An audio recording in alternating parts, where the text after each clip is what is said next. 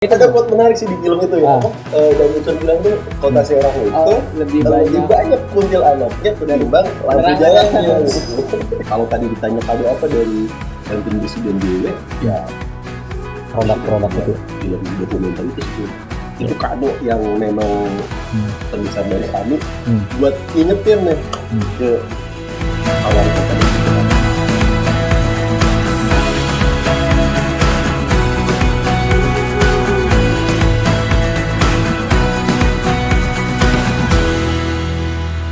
Assalamualaikum warahmatullahi wabarakatuh. Selamat sore Sobat Banten News. Kembali lagi di acara podcast bantennews.co.id.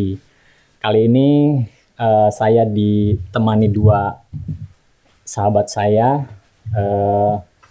Yang satu beliau pendidik ya di Kota Serang, tapi juga aktivis yang sering warawiri dan sering terutama bermitra dengan wartawan nih terutama nih. Untuk data-data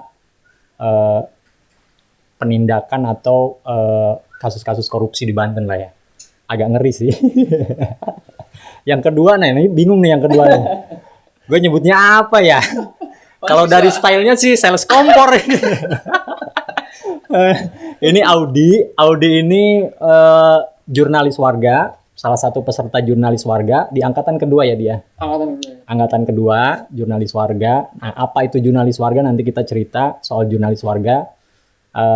Dan saat ini Audi lagi menjalani program pemagangan di Banten News ya. Ini masih ditatar, jadi memang stylenya agak kayak bapak-bapak gitu. Calon P3K lah, kurang lebih. Calon P3K. Nah, sebelum masuk ke situ mungkin saya ke Bang Denny dulu nih. Bang Denny, Bang, cerita deh soal JW kemudian Banten Bersih dulu deh, Banten Bersih. Seperti apa sih aktivitasnya? Karena kan kita sering kan kita ngopi-ngopi, diundang teman-teman wartawan, ngobrol, diskusi soal apa isu-isu terkait korupsi di Banten ya. Memang kita obrolannya agak berat walaupun sebenarnya banyak cengengesan juga sih. Dan satu lagi mungkin pentolan Banten Bersih yang di belakang kamera ini yang lagi foto-foto aja ini. Ini sebenarnya OB di Banten News ya. Pak Mas Bahtiar ya. Bang, cerita deh soal Banten Bersih. Banten Bersih itu awalnya dari gerakan. Saya manggilnya apa nih? Mas Kang? Jangan dong. Om. Dong. Dari gerakan Bang Wahyu. Jadi 2016 kan kita tahu KPK memberikan penguatan terhadap pemerintah Provinsi Banten tuh waktu itu ya. Oke. Startnya di 2016 ini ya. Jadi selain masuk ke pemerintah, KPK juga melakukan penguatan terhadap organisasi masyarakat sipil pada waktu itu. Jadi 2016 kita melakukan mapping tuh. LSM, komunitas ya di Banten yang fokus terhadap isu anti korupsi. Dulu tuh ngeri banget Bang Wahyu, ada sekitar 1.300-an tuh LSM yang ada di Banten. Terus kita mereka tercatat nggak di Kesbangpol? Ada. Di Kesbangpol ada 1.300 itu. Kesbangpol begitu. Oke. Kita mapping, memilih mereka gitu ya.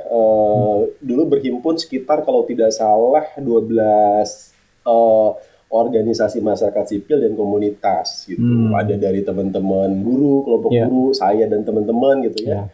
Ada dari kelompok jurnalis, kelompok pegiat literasi, ada teman-teman Kubah Budaya tuh dulu. Iya, benar ada tuh Kubah Budaya, teman-teman di ada teman-teman dari Rumah Dunia gitu ya, dari komunitas Bahasa Jawa Serang gitu ya. BJS. Kelompok Kijing ya. Dulu kan ada Kang Lulu ya dari Facebook Banten News. Facebook Banten News ya. Awalnya dari gerakan masyarakat sipil, kita berhimpun untuk melakukan gerakan Banten Bersih gitu. Jadi memang Bang ini latar belakangnya klasternya memang dari pendidik, jurnalis, pegiat literasi, seniman mungkin. Ada seniman. Mahasiswa? Mahasiswa ada juga. Siswa? Kalau pelajar belum. Belum waktu itu ya. Oke. Nah, lalu gimana tuh? Ya dari 2016 kita dikumpulin tuh sama teman-teman KPK dan ICW pada waktu itu gitu ya. Bikin gerakan. Supaya jadi antek-antek KPK nih? Ya enggak, menguatkan masyarakat sipil aja gitu kan, agar kuat bisa mengawasi pemerintah. Karena selama ini kan kalau kita bicara korupsi ya, itu kan isu masih termasuk elitis di Banten. Dan seringkali kalau kita bicara korupsi kan larinya langsung APH dan lain-lain. Betul. Nah ini sebenarnya gerakan menarik ketika KPK menggandeng justru kantong-kantong komunitas ya. Nah itu bagaimana berproses ketika itu? Kalau kita sih lebih nguatinnya kepada ini mungkin ya, kampanye pentingnya anti korupsinya begitu. Oke. Jadi kita banyak melatih tuh, kita latih dulu, kita bikinkan untuk mahasiswa itu ada program sekolah anti korupsi untuk mahasiswa gitu. Sasarannya mahasiswa yang ada di Banten. Terus kita juga bikinkan sekolah anti korupsi untuk pelajar gitu kan Wahyu. Jadi banyak lah. Kalau kita lebih ke gerakan kampanye sih, kampanyenya gitu. Kalau melaporkan kasus dugaan tindak pidana korupsi ada juga sih gitu ya, tapi itu kayaknya tidak untuk diceritakan. Oh iya, kalau yang itu nanti off the record ya, karena top secret. Bang, itu kan tadi fenomena ormas dan LSM di Banten banyak banget ya. Betul. Nah tapi seiring perkembangan waktu mungkin kan ini kan NGO di kita itu kan seleksi alam mungkin ya, seleksi alamnya. Nah sampai kemudian tercetus Banten bersih di tengah naik turunnya dunia per NGO-an lah. Betul. Di Banten gimana tuh? Ya kita juga tidak bergerak sendiri ya. Di Banten mungkin kita sebagai lokal, tapi di nasional juga kita bermitra, Kang Wahyu. Setahu saya soalnya ya Bang Denny kawan-kawan kan dengan ICW juga kan aktif. Kita di nasional berjejaring dengan teman-teman di ICW, teman-teman di TI Indonesia begitu. Jadi ya saling menguatkan. Mereka juga banyak support dan bantu program-program kerja-kerja Banten bersih. Gitu. Oke. Nah ini menarik menurut saya karena tadi soal isu korupsi ya semuanya bisa berkontribusi ya. Betul. Sampai kita puncaknya dulu ini Audi belum jadi wartawan nih. Iya, kayaknya maba ya masih baru. 2019 gua. 2019 baru masuk. Kita 2018. Acara 2018. gede tuh di alun-alun ya. Nah, ini dia nih. Kita kangen juga nih. Dulu di Serang teman-teman jurnalis, kemudian pendidik tadi, kemudian siswa, seniman, macam-macam. Di situ kita bikin peringatan Hari Anti Korupsi. Hakordia ya. Hari Anti Korupsi Sedunia. Sebelum pandemi ya? Betul, 2018 saya masih ingat betul tuh. 2018 Desember. Oh itu keren banget, acaranya di alun-alun. Kita datengin waktu itu dari KPK-nya Mas Koko Handoko. Kemudian bandnya ada Hijau Daun ya. Rumput hijau. Rumput hijau bukan rumput hijau. Kalau bahasanya hijau-hijau tuh saya agak melenceng biasanya. Itu pecah itu. Kayak yang daun-daun hijau gitu. Bayangin agak sensitif. Ya, itu pecah banget. Persiapannya nggak terlalu lama, tapi itu pecah banget. Betul. Orang kemudian mau datang yang mungkin niatnya nggak hadir di acara itu karena ada pembacaan puisi, betul, ada musik, stand up comedy waktu itu belum ya? Reggae. Wow, itu pecah banget. Karena kita bikin 2 waktu itu di Salbay sebelumnya. Kalau di Salbay itu 2017. Kita pakai ruangan yang agak lebih kecil, Salbay. Cuma pecah juga karena waktu itu diramaikan juga sama Momonon ya. Betul. Momonon. Itu ya, Gojil fansnya Gojil gila. Itu militan banget itu. Betul. Beda militannya sama wartawan ya. Apalagi wartawan baru nih milih-milih liputan. milih-milih liputan. Yang jauh nggak diliput sama dia. Nah, itu menarik. Tapi nanti saya geser dulu juga ke ini nih, ke Audi ini. Audi ini kan mahasiswa semester akhir, baru tadi seminar proposal. Harus disebut ya, harus jelas. JW itu artinya lahir dari macam-macam ini ya. Ini angkatan kedua. Di JW sendiri nih, ini Audi. Apa aktivitasnya? Walaupun saya juga terlibat di dalamnya, tapi ingin tahu deh pandangan Audi tentang JW dulu deh. Sebenarnya kalau misalkan ditanya kapan mulai masuk JW itu sebenarnya dimulai baru Januari kan ya. Januari. Nah ya waktu awal itu dikenalin JW dan ya basicnya emang JW itu jurnalis warga gitu. Ya kerja-kerja jurnalis yang dilakuin sama warga gitu kan. Oke. Gitu. Dan ya mahasiswa juga bagian dari warga ya, kan? LPM pun sebetulnya ya disebutnya jurnalis warga gitu setahu saya gitu ya Bang. Dan di sini di jurnalis warga ini karena memang biasanya fokus jurnalis warga tuh ke isu-isu sosial yang terdekat, tentunya kita fokusnya juga ke isu-isu sosial terdekat, salah satunya pelayanan publik gitu. Nah, jadi fokus-fokus kita ya kita gimana caranya ngeberitain ke khalayak gitu bahwa pelayanan publik di Kota Serang tuh ya gini-gini aja gitu, jelek lah gitu, ibaratnya kayak gitu. Fokusnya sih lebih ke sana ya, dari sejauh ini yang gua jalanin gitu. Oke. Nah ini juga mungkin Sobat Banten News perlu tahu juga. Jadi aktivis kemudian kegiatan-kegiatan seperti JW ini bagian dari agenda sebenarnya. Agenda kita untuk memberikan informasi, update informasi untuk warga Kota Serang khususnya yang tinggal di ibu kota provinsi ini. Nah, ada JW, kemudian ada Banten Bersih. Nah, keterlibatan Banten Bersih di JW ini apa, Bang? Kalau di JW ya kita sebagai fasilitator. Ya betul, lebih ke situ sih. Kita coba bereksperimen. Ini tahun kedua Kang Wahyu.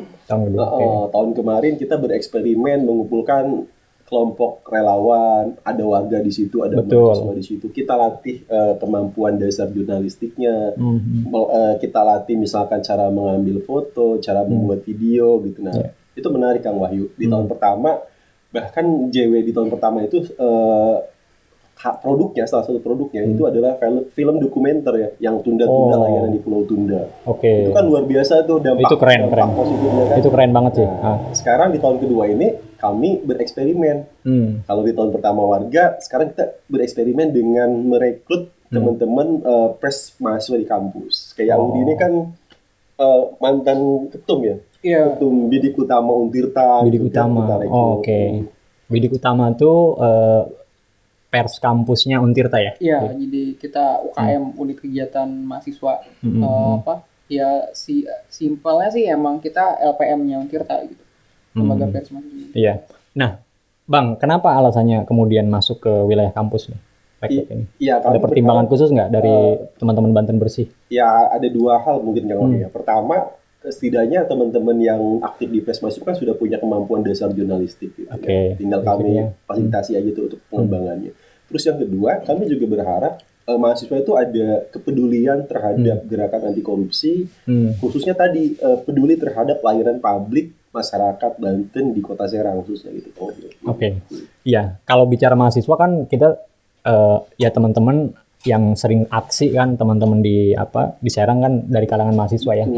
Cuma memang saya juga kadang kangen gitu dengan mahasiswa tuh tulisannya mana gitu.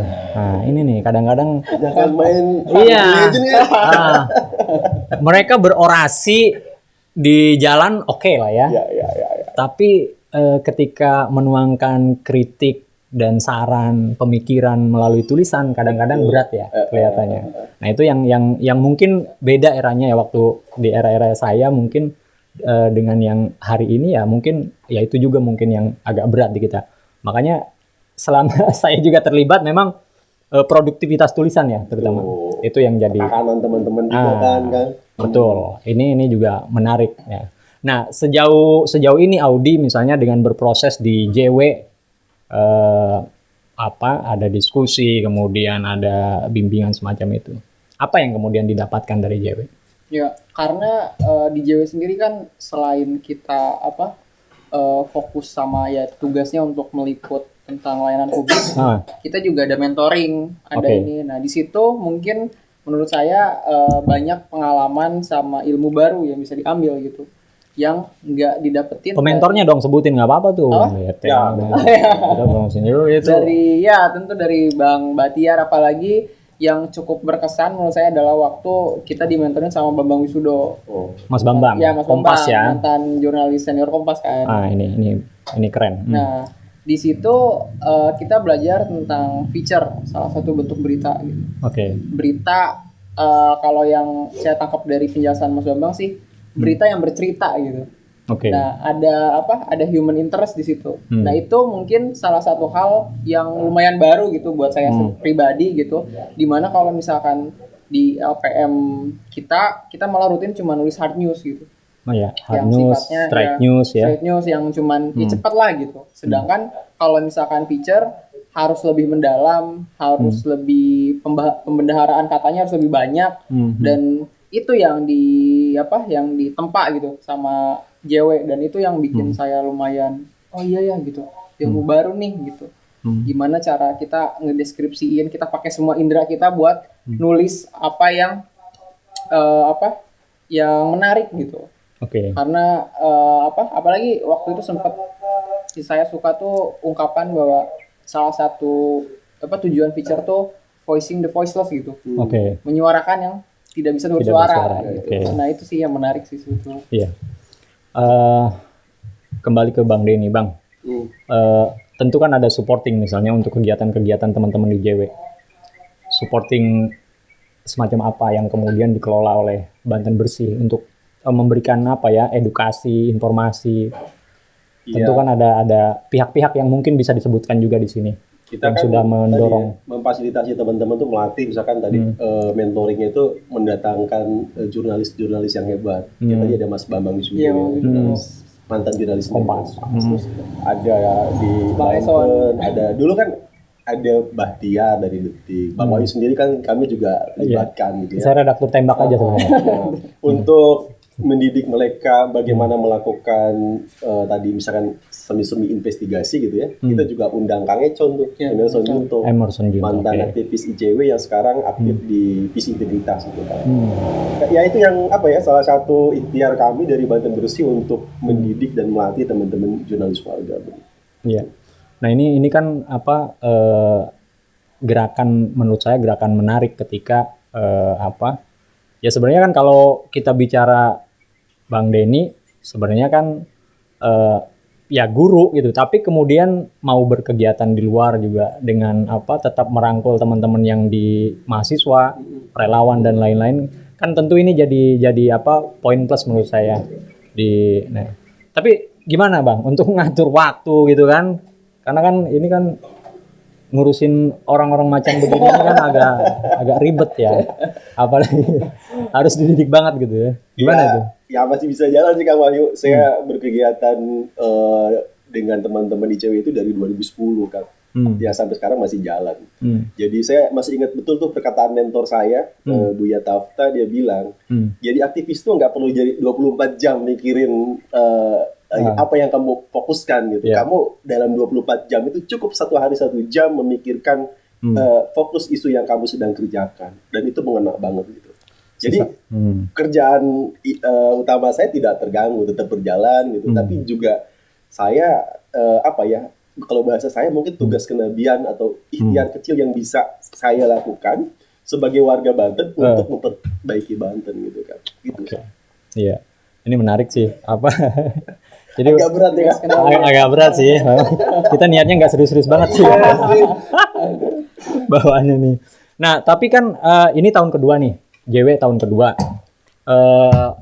Terakhir garapan JW adalah film dokumenter lagi. Film dokumenter pertama itu teman-teman JW melakukan liputan di Pulau Tunda. Tunda layanan di Pulau Tunda ya. Nah ini juga itu waktu itu setelah tayang di YouTube lumayan banyak menimbulkan reaksi ya. Yang sebenarnya itu informasi umum sebenarnya. Orang kemudian telat dapat layanan kesehatan, akses yang tidak mudah ditempuh. Itu kan sebenarnya hal-hal yang biasa dan terjadi. Tapi kemudian ketika itu diliput dan disajikan dalam bentuk film dokumenter, ternyata responnya berbeda gitu Bang. Nah, apa yang kemudian digarap oleh teman-teman JW sehingga pengelolaan isu itu sedemikian mengena gitu ke publik. Walaupun selama ini publik mungkin tahu kesulitan masyarakat di Pulau Tunda seperti apa gitu. Nah, dengan muncul semacam itu kan tapi jadi yang berbeda gitu. Bang Denny waktu itu juga turun ke sana kan, langsung kan? Kami 3 hari kan. Nggak di sana, cuma kan. berenang-berenang doang. Enggak, kita wawancara, lihat secara langsung bagaimana buruknya layanan kesehatan saudara-saudara kita di Pulau Tunda gitu. Tapi menarik kan, setelah film dokumenter itu tayang, ditonton banyak orang gitu. Kami dapat kabar bahagia dari warga di sana gitu, bahwa sekarang ternyata sudah ada tenaga kesehatan yang stay di sana gitu. Ada perbaikan tuh Kang. Jadi yang kayak gitu kan membuat kita, wah ternyata kerja-kerja kita ini berdampak gitu, ada dampak untuk layanan publik yang lebih baik. Gitu. Nah itu kan jadi semacam kepuasan ya tersendiri ya. Kalau wartawan tuh ketika dia nulis sesuatu direspon oleh pemerintah setempat sampai jadi kebijakan, itu kan jadi hal yang menarik menurut saya. Dan waktu itu pula film dokumenter itu sempat diputar di mana waktu itu? Kita bedah film dokumenter itu kalau yang tahun kemarin ya didiskusikan di Ciceri itu. Ada di salah satu kafe di Ciceri, kita undang tuh stakeholder, teman-teman jurnalis juga kita undang, mahasiswa kita undang gitu. Nah. Itu menarik ya. Yang waktu diundang ke Aceh itu masih kaitan dengan JW? Wah, kalau yang di Aceh tahun kemarin itu, jadi kalau JW ini kan kita berdayakan warga. Kalau yang di Aceh itu Klub Jurnalis Investigasi. Oh iya, itu beda lagi ya? Itu beda kelas, itu agak berat. Iya. Saya karena kebanyakan kegiatan, saya lupa memilih-milih nih mana yang JW, mana yang KJI. Itu KJI ya? Oh ya, kayak KJI itu Banten Bersih juga? KJI itu Banten Bersih yang kolaborasinya khusus dengan teman-teman jurnalis beneran. Jurnalis beneran. Betul. Oh ini masih belum. Masih KW. Oh itu investigasi. Iya, betul. Itu 2 tahun juga kita berturut-turut Klub Jurnalis Investigasi Banten juara 1 di tingkat nasional kan. Tahun kemarin di Aceh itu penganugerahannya. Oh itu beda lagi ya? Beda lagi. Sorry, karena gue nyampur nih di kepala gue nih, mana yang KJI, mana yang JW ya. Tadi yang soal Pulau Tunda. Nah belakangan kan kita bergeser isunya. Betul. Karena kita lebih fokus menyoroti di ibu kota provinsi nih. Cuitannya Om Eson nih, Om Eson. Kota Serang tidak layak jadi ibu kota provinsi itu di Twitter viral. Akhirnya sampai mungkin teman-teman di JW ya memutuskan untuk memproyeksi teman-teman yang terlibat di JW untuk melakukan peliputan dan mengangkat menjadi film dokumenter. Nah, kenapa memilih Kota Serang waktu itu? Selain mungkin tweetannya Om Eson lah, itu pemicu awal lah. Kira-kira apa kira-kira? Saya atau Audin ya? Dua-duanya boleh lah, karena ini kan dua-duanya kan satu geng ini kan. Yang muda dulu lah. Ya, terkait Serang ya. Kalau misalkan terkait Serang mungkin lebih karena kalau misalkan pandangan pribadi dulu kali ya Bang. Ini yang buat kopinya udah pulang soalnya bias nih. Ada mau nyuruh Bahtiar nggak enak? Iya kalau misalkan terkait kenapa Kota Serang yang dipilih, mungkin lebih ke faktor bahwa Banten tuh provinsi yang besar gitu. Terus melihat ibu kota provinsinya Serang yang kita bisa lihat bahwa ya ini benar kata Bang Eson gitu di situ. Ini bukan ibu kota provinsi, ini ibu kota kecamatan gitu. Levelnya kecamatan. Ya, dari infrastruktur, dari layanan-layanan publik gitu. Bahkan untuk sekedar toko buku saja susah gitu di sini. Oh iya. Jadi untuk hal-hal mendasar gitu. Hal-hal mendasar yang semestinya ini tuh udah bukan hak yang harus dituntut, ini tuh emang udah hak yang harus diberikan gitu. Tapi kok nggak dapet gitu. Di Serang tuh toko buku tuh dulu banyak, cuma bangkrut. Karena Roberta tutup toko bukunya. Robertanya sampai tutup itu. Kemudian tahun 2000-an. Gunung Agung ya. Sempat ada di Ramayana itu juga tutup. Nah di Serang itu yang saya lihat memang lebih laku casing handphone daripada buku. Nah kalau jualan termasuk di kampus yo. Ini jangan juga kita mengkritik di luar ya. Kita juga otokritik harus. Di kampus sendiri toko buku tuh cek deh di Untirta ada nggak toko bukunya? Toko buku itu toko bajakan. Nah itu kan lebih kebajakan. Nah ini kan ngeri ya. Terus ya itu lebih laku jualan aksesoris handphone dibanding toko buku di situ. Sama paling terkait fakta bahwa masih adanya Dolbon ya.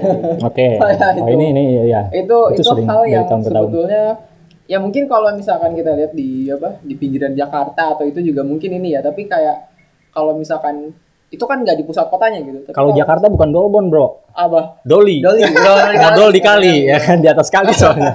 Kalau Daerah misalkan Pluit ya, Pak. Muarangke itu masih ada banyak, Pak.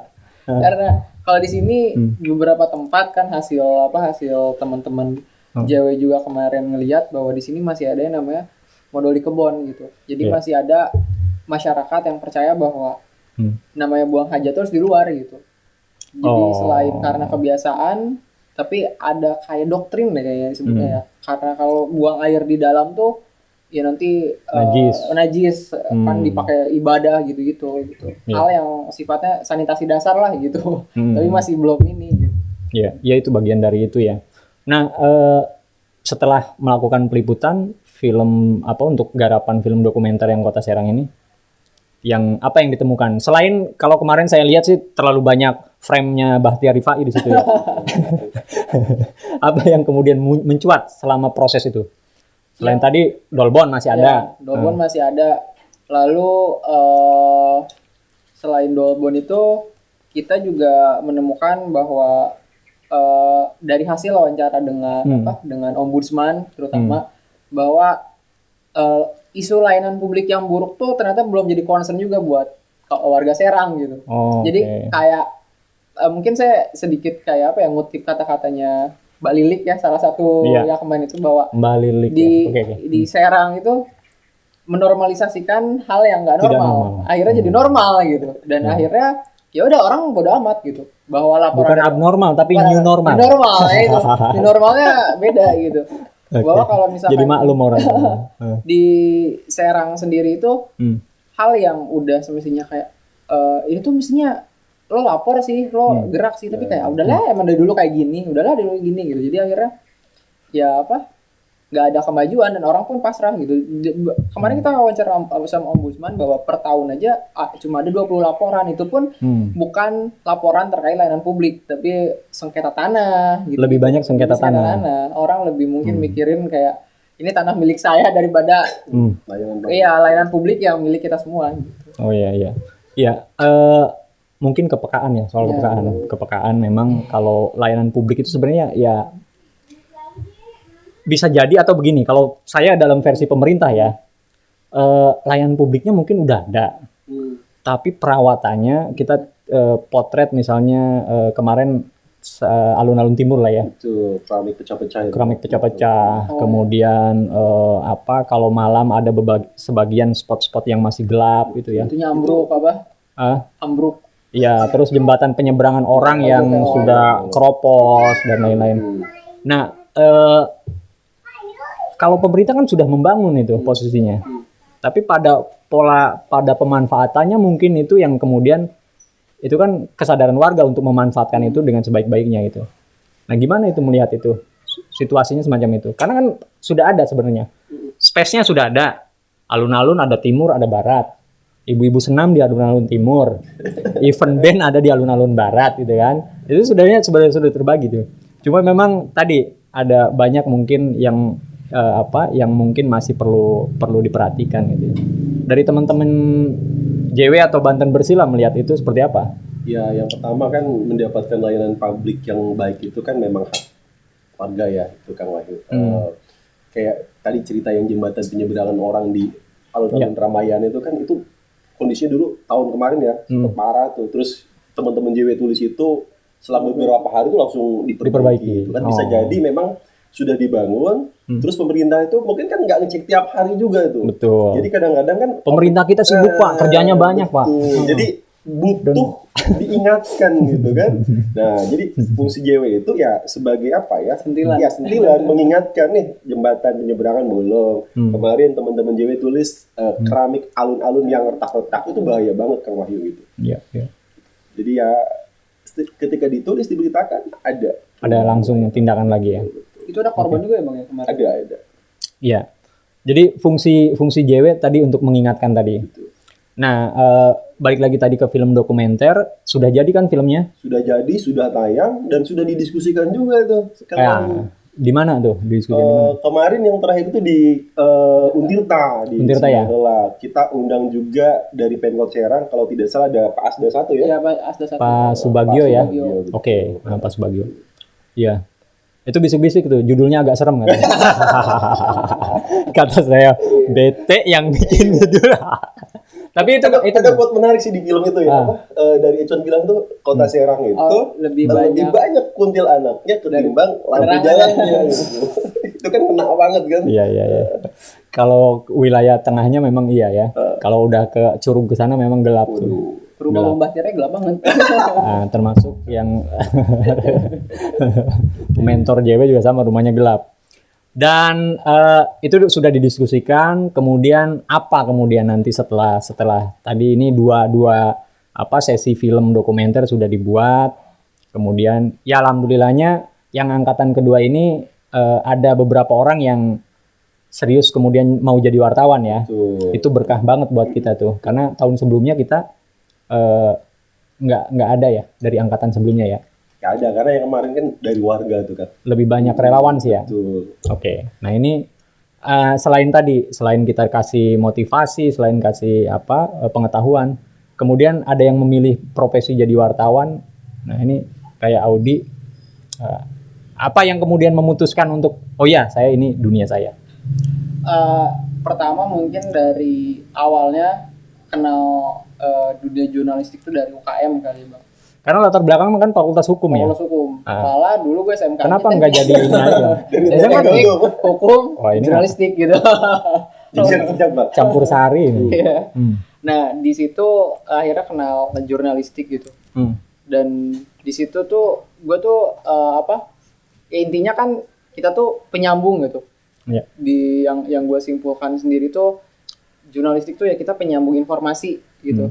Jadi kayak kalau ada suatu peristiwa, ada isu, ya orang taunya dari kita gitu. Kita yang lihat duluan gitu. Walaupun sebagian memang dari orang dulu, kadang di medsos rame dulu ya. Dan itu jurnalis warga gitu kan. Nah di situ gue ngerasa bahwa penting gitu. Penting untuk orang tuh dapat hak informasi yang berimbang, yang jelas gitu. Nah di situ gue tertarik karena yang sering gue bilang, karena salah satu fungsi jurnalis itu ya voicing the voiceless gitu. Ada kesenangan, keberkahan di saat kita bisa menyuarakan hal dan itu berdampak gitu, yang tadi kata Bang Denny, kata Bang Wahyu gitu. Di segi kampus pun itu yang motivasi gue, karena permasalahan kampus jadi pemberitaan utama dari LPM kita kan. Dan kampus itu suka diibaratkan kan miniatur negara. Nah, fungsi LPM kita adalah kita bisa dibilang sumber alternatif lah selain humas kampus ya. Selain humas kampus, kita sumber alternatif untuk teman-teman mahasiswa tahu informasi terkait keresahan mahasiswa, terkait ya sesimpel kayak toilet rusak atau apa gitu, dan biasanya tidak ada perbaikan gitu. Nah, akhirnya dengan ada sentilan, dengan orang-orang rame ya bercuit-cuit, ya akhirnya ada perbaikan gitu. Nah di situ akhirnya yang bikin saya ngerasa bahwa jurnalis ya ini kayaknya jalan saya lah gitu ya, semoganya gitu kan, semoganya. Ini konsisten ya. Jalan konsisten. Dia bahasanya karena ini baru di Banten News juga baru sebulan ya, baru sebulan. Ini memang sengaja ya hitam putih ini, Pak. Sengaja kalau mau magang di Banten News hitam putih. Jadi agak sepatu kulit, Pak. Iya. Gila keren. Untuk wartawan magang begitu. Protapnya begitu. Nanti setelah jadi organik baru boleh pakai kaos. Boleh pakai kaos. Nah, menarik soal tadi, kalau di kampus mungkin kebijakan fasilitas kampus yang ditulis kemudian diperbaiki. Nah, di Kota Serang itu saya ingat pernah dapat kiriman tulisan juga dari JW soal jalan rusak tuh. Salah satunya di Kelapa II dan Rawu ya, Rawu tuh. Nah, waktu itu selama ini kan teman-teman di kampus mungkin tidak langsung bisa mengakses kepala daerah. Untuk menghubungi itu kan entah nomornya nggak punya atau memang agak... Masuk keberanian, Bang. Iya. Awal-awal ketika disuruh wawancara dengan pejabat, minder kan? Itu banyak mindernya. Itu kan kita juga membentuk mental mereka sih. Iya, lebih minder. Kemudian ini serius ngubungin wali kota? Oh iya, harus. Karena wali kota harus tahu. Iya, wali kota awalnya nggak mau ngomong. Setelah di WA baru ngomong. Pak Wali waktu itu yang jalan Kelapa 2 tuh. Aya ya, ada Aya satu peserta JW juga soal jalan Kelapa 2 di WA dikonfirmasi. Ya. Nah, jawaban wali kota waktu itu, ya nanti dibangun tapi nunggu musim hujan dulu. Dan alhamdulillah sekarang sudah dibangun tuh. Sebenarnya ya Pemkot juga sebenarnya responsif ya dengan diberitakan begitu, mereka kemudian menindaklanjuti itu ya. Responsifnya setelah disentil dulu ya. Ya, memang semua karakter di birokrasi kita memang harus ada ya stimulus dulu baru respon gitu ya. Kalau nggak digitu kan ya memang lupa kadang karena banyak tugas. Pemerintah kita sibuk dan mereka banyak tugas besar-besar lah yang harus sibuknya layanan publik terlupakan ya. Nah, layanan publik terlupakan.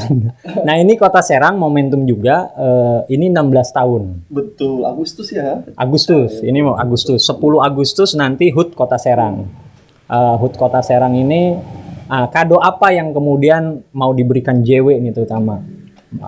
Yang kan ini teman-teman Banten Bersih selalu ada gerakan bersama lah. Nah, terutama JW ini apa yang mau diberikan selain tadi peliputan film yang sudah didiskusikan dengan stakeholder, apa yang mau diberikan di 16 tahun Kota Serang? Atau pesan apa deh? Kalau disuruh ngasih kado takutnya berat urunannya. Ya mungkin kalau misalkan terkait kado mungkin baik lagi ke produk-produk jurnalistik kali ya. Ke potret Kota Serang yang nggak sering dilihat orang agar timbul reaksi lagi gitu. Mungkin itu terkait beberapa hal. Tapi kalau misalkan pesan, ya untuk kota yang jaraknya nggak nyampe 100 km dari Jakarta. Kalau bahasanya Bang Bahtiar selemparan batu. Iya, selemparan batu. Karena dia penggemar banget Wiro Sableng, jadi bahasanya agak Bastian Tito. Tolonglah kepada Pemkot Serang, alasannya jangan cuman Kota Serang ini masih baru aja gitu. Ya terus kalau mau 10 tahun lagi masih baru ya terus siap jadi ibu kota itu kapan gitu. Itu aja sih. Karena kan kalau usia 16 tahun tuh sebenarnya ABG sih. Ya. ABG itu kalau ibaratin orang kita masih mencari jati diri ya. Masih labil. Masih agak galau-galau dikit ya. Bang Denny di 16 tahun Kota Serang dari teman-teman Banten Bersih maupun JW tadi, apa yang mau disampaikan setelah berinteraksi dan melakukan diskusi panjang dengan JW? Apa yang kemudian mau? Kalau dari kami satu hal sih kan, mungkin tadi ya penuhi layanan publik warga Kota Serang dengan baik itu harapan sih. Itu aja sih sederhana kan, kayak jalan terutama ya, terus layanan kesehatan kan agak mengkhawatirkan juga tuh ya. Itu sih kan kalau tadi ditanya kado apa dari Banten Bersih dan JW ya produk-produk itu film dokumenter itu sebelumnya itu kado yang memang terbesar dari kami buat ngingetin nih ke Pak Wali Kota dan jajarannya. Oke, siap, mantap itu kadonya tuh. Walaupun judulnya serem kan ya. Oh iya, judulnya serem. Apa namanya? Teh, apa lu Teh? Kota 1000 masalah. 1000 masalah ya. Iya. Tapi beberapa jalan udah diperbaiki, udah jadi kurang 1000-nya Teh. 980-an lah ya. Mudah-mudahan ya. Dan mudah-mudahan niat baik teman-teman Banten Bersih, baik dari teman-teman JW membuat produk-produk jurnalistik, baik itu peliputan dalam bentuk film dokumenter ataupun berita-berita yang ditulis JW ini mudah-mudahan bisa sedikit banyak memberi sumbangsih untuk layanan publik di Kota Serang lebih baik lagi. Bang Denny, Audi, terima kasih banyak waktunya. Kita ngobrol walaupun singkat ngalor ngidul ya, mudah-mudahan ini jadi salah satu juga ini bentuk kado kita untuk Kota Serang di usia ke-16 tahun. Saya Wahyu Arya, Bang Denny dan Audi undur diri. Ketemu lagi di podcast selanjutnya Banten News. Saya pamit undur diri. Assalamualaikum warahmatullahi wabarakatuh.